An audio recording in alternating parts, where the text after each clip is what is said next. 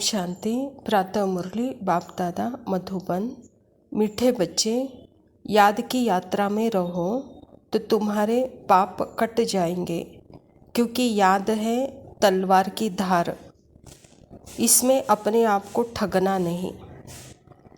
स्वयं परमपिता परमात्मा शिव बाबा प्रजापिता ब्रह्मा के तन में आकर के यह ईश्वरीय विश्वविद्यालय की स्थापना की है, और इस ईश्वरीय विश्वविद्यालय के द्वारा अपना परिचय हम बच्चों को दे रहे हैं। तो बच्चे, जितना आप याद के यात्रा में रहोगे तो इस शरीर के द्वारा हम आत्माओं ने जो भी पाप किए हैं वह परमात्मा के याद से अर्थात याद के धार से सारे पाप कट जाएंगे, कहता बाबा।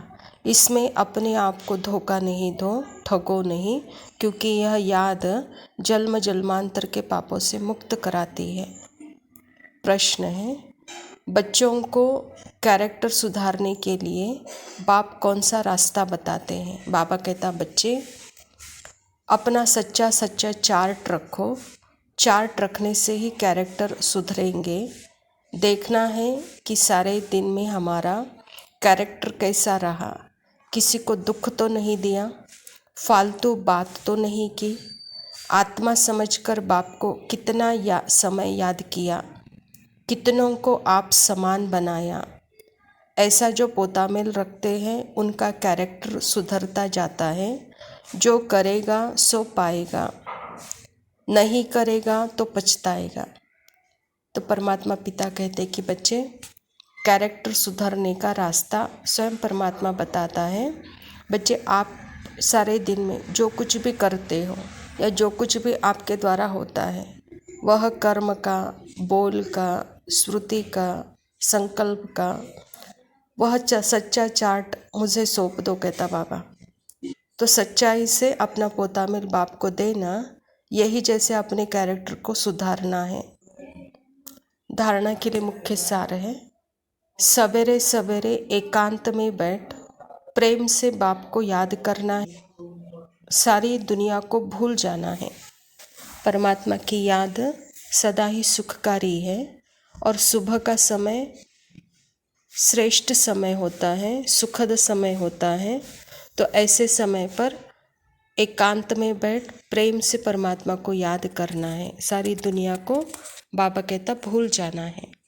दूसरा पॉइंट है, बाप समान सबका कल्याणकारी बनना है, खामियां निकाल देनी है, अपने ऊपर बहुत नज़र रखनी है, अपना रजिस्टर स्वयं ही देखना है। जैसे पिता परमात्मा हम सबका कल्याणकारी है, तो बच्चे अपने भी खामियां निकाल दो और सबके कल्याणकारी बनो। अपने ऊपर ही एक आँख रखो, नज़र रखो, और स्वयं को चेक करो कि मेरा रजिस्टर ठीक है, वरदान है। सर्व प्राप्तियों के खजानों को श्रुति स्वरूप बन कार्य में लगाने वाले सदा संतुष्ट आत्मा भव।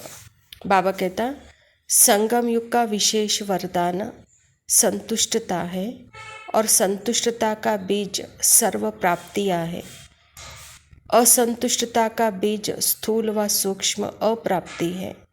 ब्राह्मणों का गायन है, अप्राप्त नहीं कोई वस्तु ब्राह्मणों के खजानों में। सभी बच्चों को एक द्वारा एक जैसा अखूट खजाना मिलता है। सिर्फ उन प्राप्त हुए खजानों को हर समय कार्य में लगाओ, अर्थात स्मृति स्वरूप बनो। बेहद की प्राप्तियों को हद में परिवर्तन नहीं करो, तो सदा संतुष्ट रहेंगे। परमात्मा पिता हम बच्चों को कहते हैं कि बच्चे, संगम युग पर बाप दादा द्वारा हम बच्चों को संतुष्टता का वरदान मिला है। तो संतुष्टता के वरदान के द्वारा बाबा कहता, यहाँ कोई अप्राप्ति नहीं है ब्राह्मणों के खजाने में। ऐसा अखूट खजाना आपको मिला है, तो उन प्राप्त किए हुए खजानों को हर समय बाबा कहता कार्य में लगाओ।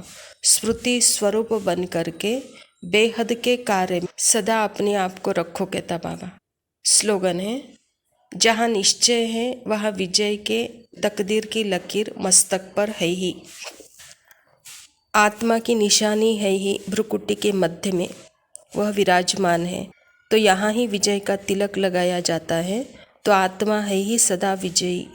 जब उसके स्मृति स्वरूप में हम हैं तो जैसे कि अपने तकदीर की लकीर मस्तक पर चमक रही है, कहता है बाबा। अच्छा, मीठे मीठे सिकिलदे बच्चों प्रति माता पिता बाप दादा का याद प्यार और गुड मॉर्निंग। रूहानी बाप की रूहानी बच्चों को नमस्ते। हम रूहानी बच्चों की रूहानी बाप दादा को याद प्यार और नमस्ते। लव यू बाबा, शुक्रिया। ओम शांति।